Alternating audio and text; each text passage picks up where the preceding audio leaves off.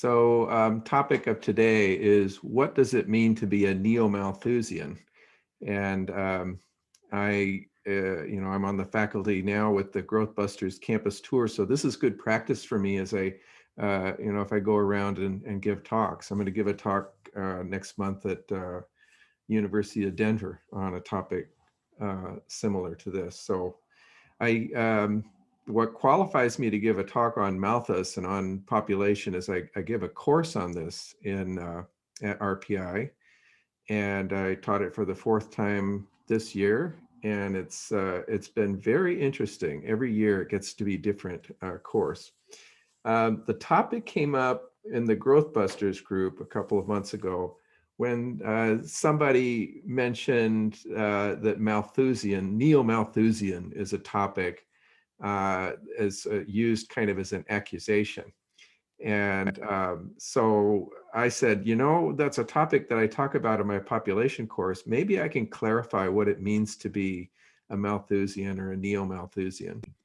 So Malthus was a philosopher and a cleric back in the late 18th, early 19th century, and is most famous for writing the essay on the principle of population.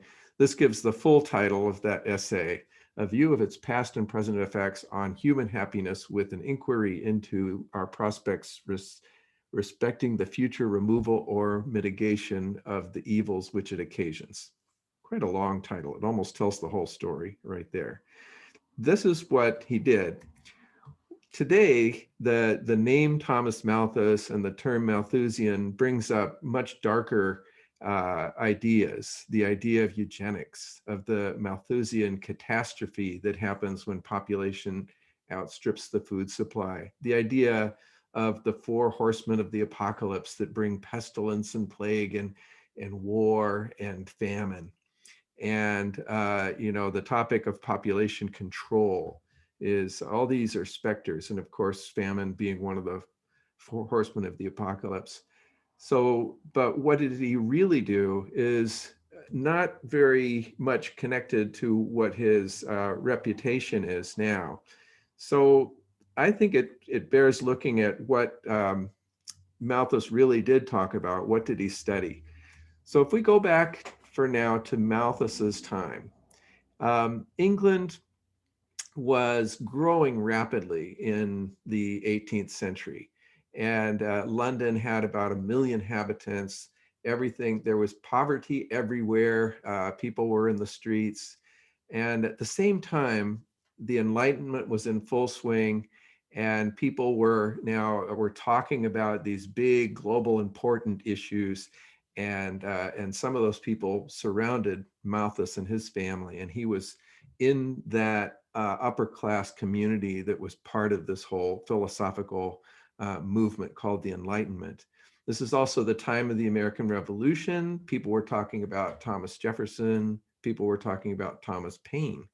And this is the time when the concept of the separation of church and state was a big controversy. The idea that the state maybe should not be guided by the church. This is the time when newspapers began, coffee houses began, and the topics of the day were available to everybody for the first time. So it was really, enlightenment is a good word for it. It means that people were talking at this time. So all the names of famous philosophers come from this era. So Thomas Malthus was influenced by a number of the philosophers of the day, including some that lived in his home. David Hume, for example, was a friend of Thomas Malthus's father. And these all influenced him, and the Church of England influenced him. His teacher, Gilbert Wakefield, realized that Malthus was a talented young child and put him to study mathematics, where he did very well. And Wakefield was also one who liked to question the precepts of the church. He was not an automatic follower of what the church said. The Church of England influenced Malthus, even though he was educated by Wakefield and by David Hume, who were dissenting against the church.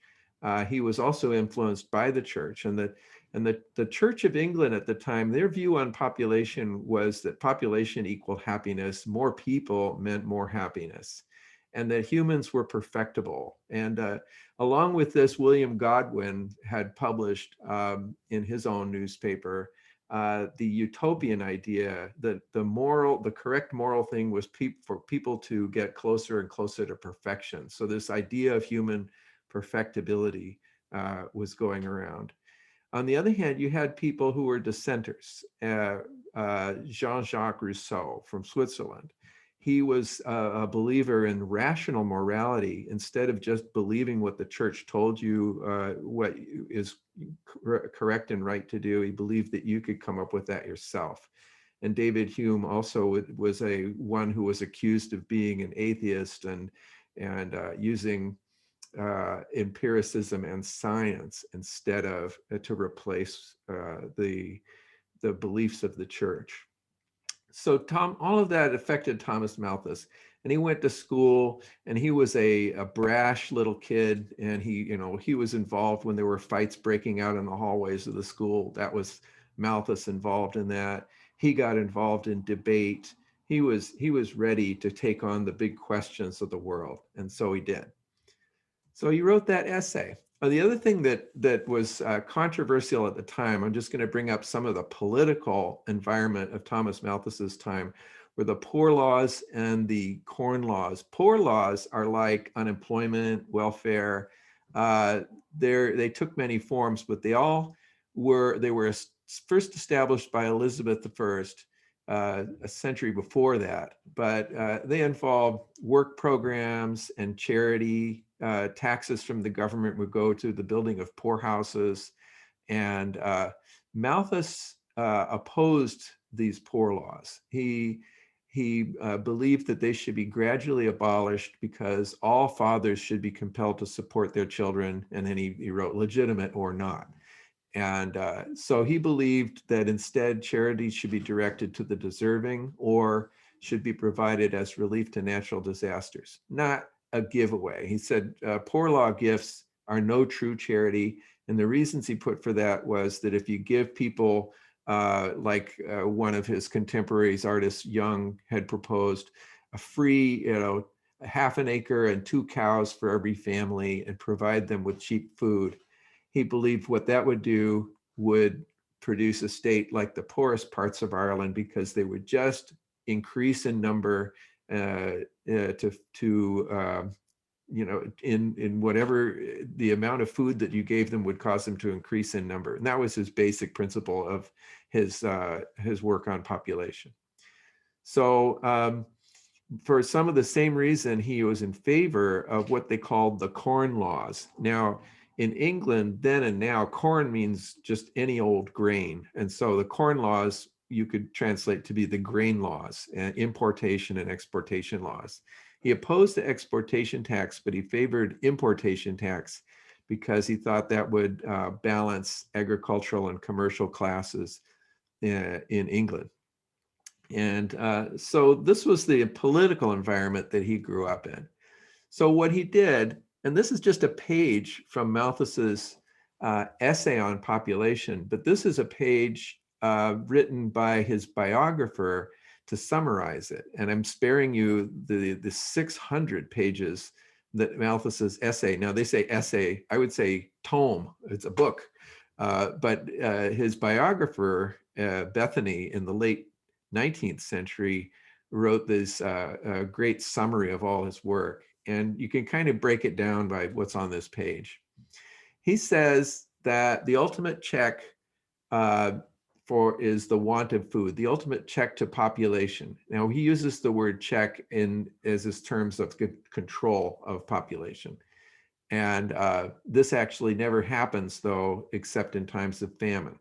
So ultimate meaning, and he talked about famine bringing up the rear after all other ways of controlling population have been exhausted. So famine is the ultimate check.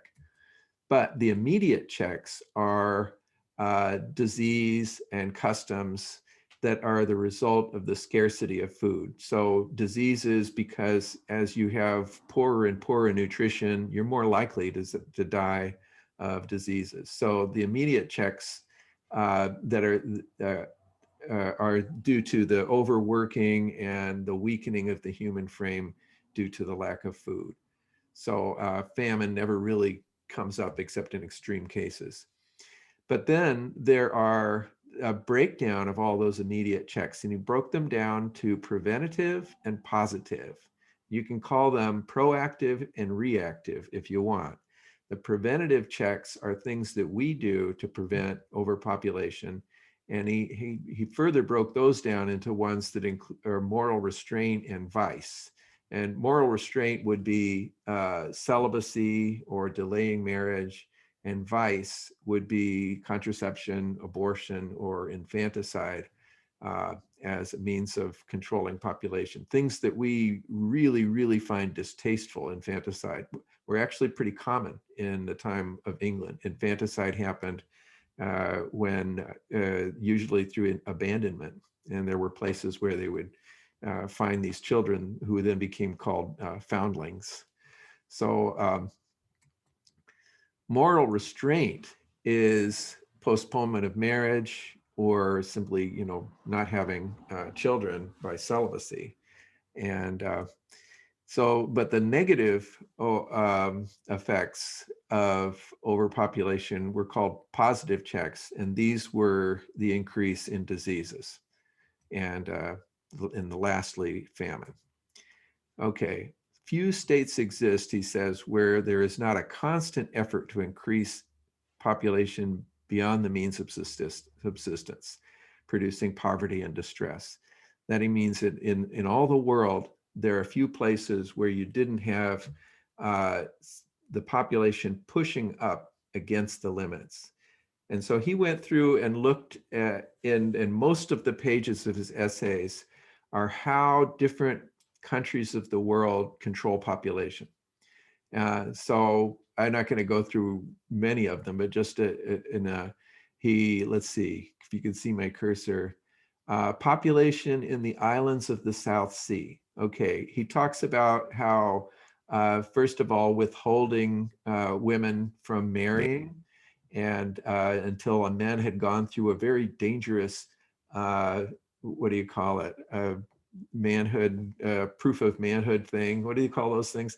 The people in the South Sea Islands had to go and spend a week at sea and then come back, and then they were, if they survived that, then they're qualified to go on and be married. So population was controlled by some of them dying in that process. Pastoral nations, the north parts of Europe controlled population by putting people in the army. The American Indians controlled population by a basic lack of sexual drive, is what he said, and that they weren't very prolific. And in China, they had infanticide and selective, usually killing of young baby girls. And the Greeks and the Romans controlled population by war.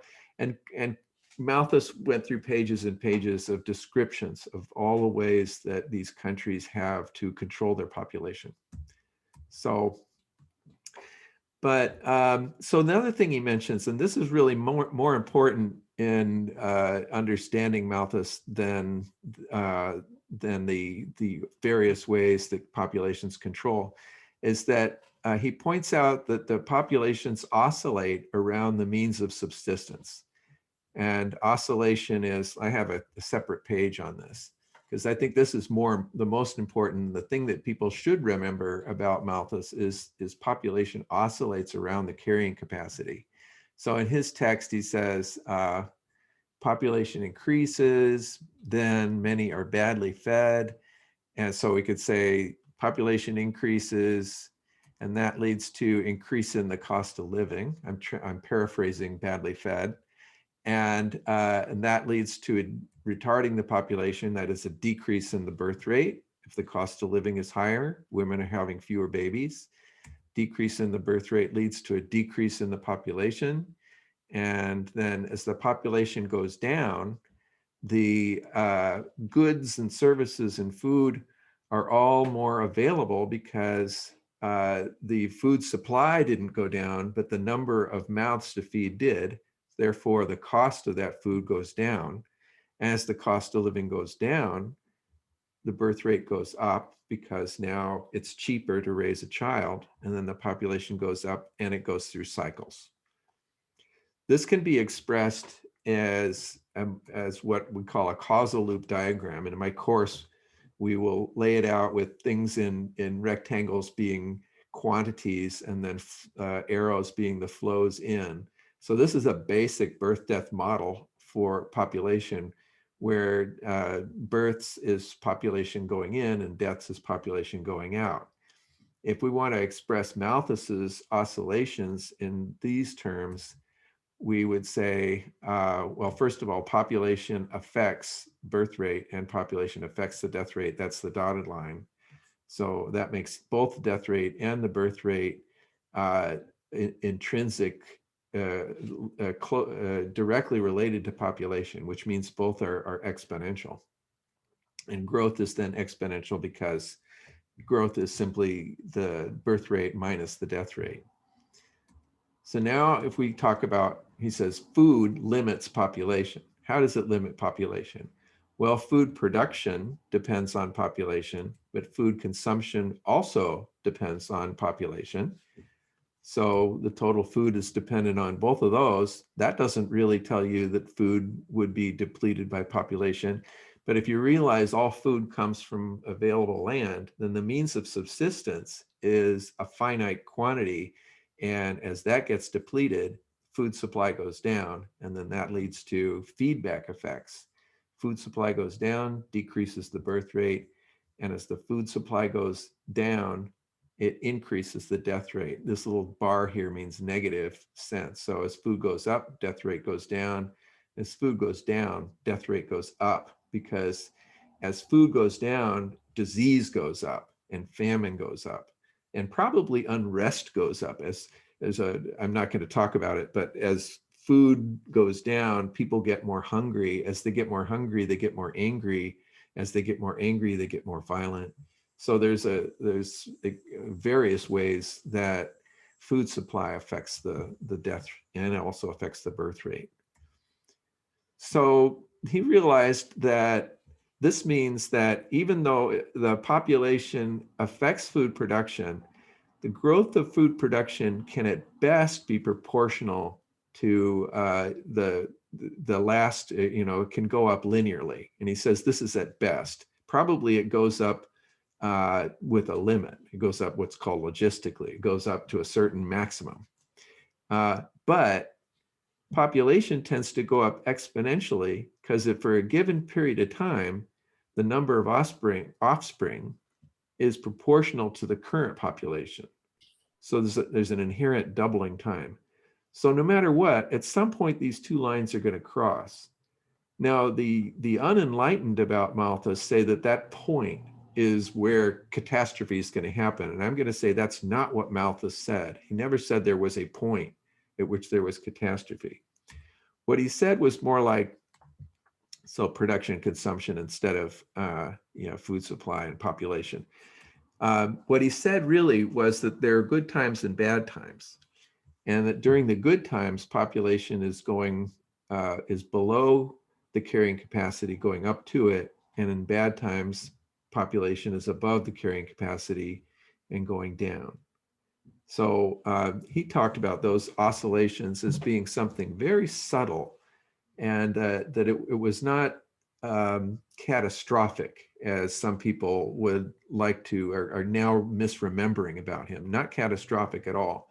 He did mention that in ancient days, the oscillations were sharper, and the overshoot of the carrying capacity would be greater, and then the collapse would be greater. But in modern days, as we're more aware of how much wheat we have, how much corn we have, we anticipate things, and the oscillations are much more subtle. And he says even hard to tell where they start and stop. So that's what he should be remembered for.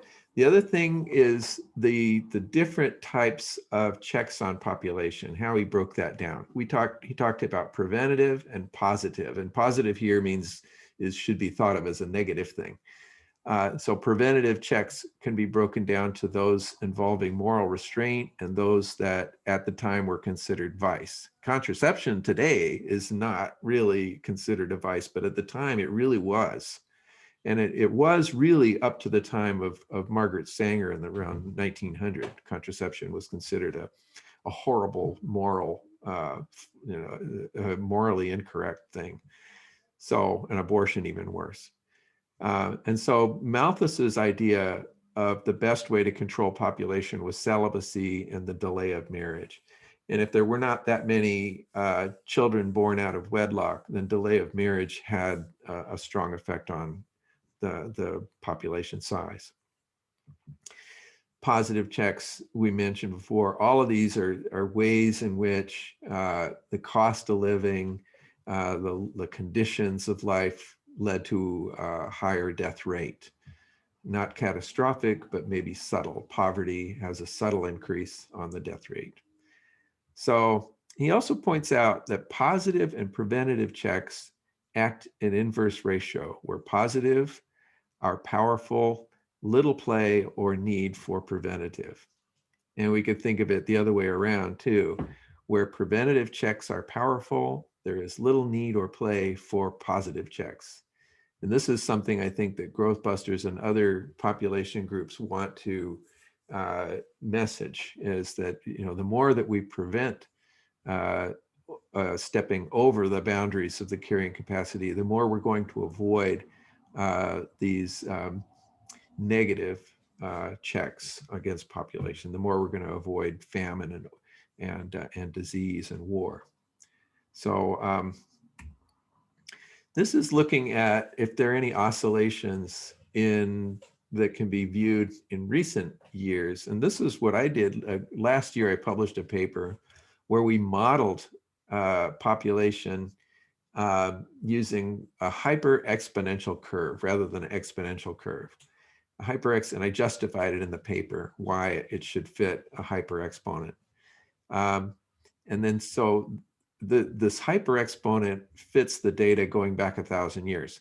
But if you look at it just in the 20th century, it actually kind of oscillates relative to the actual population.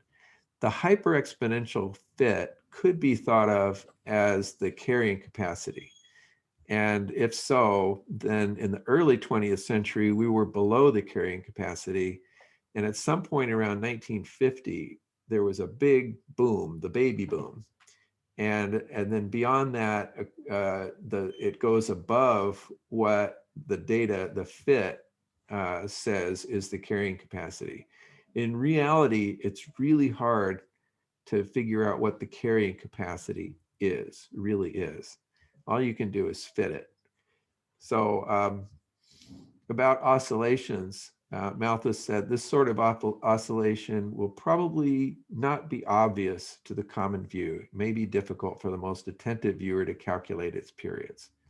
So again, Malthus talks about very subtle oscillations, not catastrophes.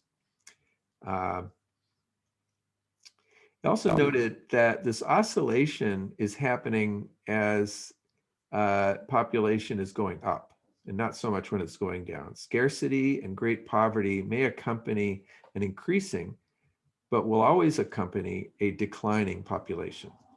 So he says that scarcity and poverty, that is the checks, are going to kick in, is always going to be happening in a declining population, but it's sometimes happening even as the population goes up. So that's what should be associated with Malthus's name, is oscillations. Some quotes from Malthus to give you a sense of the man. Evil exists not to create despair, but activity. He believed it should be motivation. I'm not sure exactly how to interpret that. If a man will not work, neither should he eat. He did not believe in giveaway charity. The first awakeners of the mind are the wants of the body. So he believed in enlightenment was through necessity. Permanent increase of agriculture always causes increased population somewhere, noting that if we create more food and we don't consume it, it gets consumed somewhere else. All that can be done by enlightened government industry to make the necessary checks to population act more equably so as to do the least evil. To remove them is hopeless, for population tends to increase much faster than food. And he said, nothing will permanently improve the condition of the poor, which does not increase their prudence and foresight. So his solution always involved rising up the poor, the standards of the poor, educating. And that still is true today. So those of us advocating for education, principally of women, is still the spirit of Malthus that he spoke 150 years ago. So now going past Malthus, Malthus died in 1834. Charles Darwin's life overlapped with his, and Malthus, his writing influenced Darwin. Darwin thought that species evolved through natural selection. And natural selection only made sense if you had a supernumerary number of offspring, more than could be supported by the resources available. And so Darwin thanked Malthus for providing an explanation, for pointing out that all species grow exponentially, and therefore they always tend to outstrip their resources. And that explains how survival of the fittest has a number to select from, an excess population to select from. There have been resistance to Malthus, I could say a lot of it, including this anti-Malthusian theory of Esther Boserup, Danish theoretical economist, who said that increasing population leads to increasing food supply, as opposed to the other, which is Malthus says increasing food supply leads to increasing population. So what was her reasoning? Well, she believed that as the population went up, so did the number of geniuses within the population. So the theory is more people, more Einsteins, more Newtons, you know. So it's not totally crazy, and she had a lot of adherents to that and rose in her standing. This was in the mid-20th century. Her arguments were used by Julian Simon in his debate against Paul Ehrlich after Paul Ehrlich proposed the population bomb.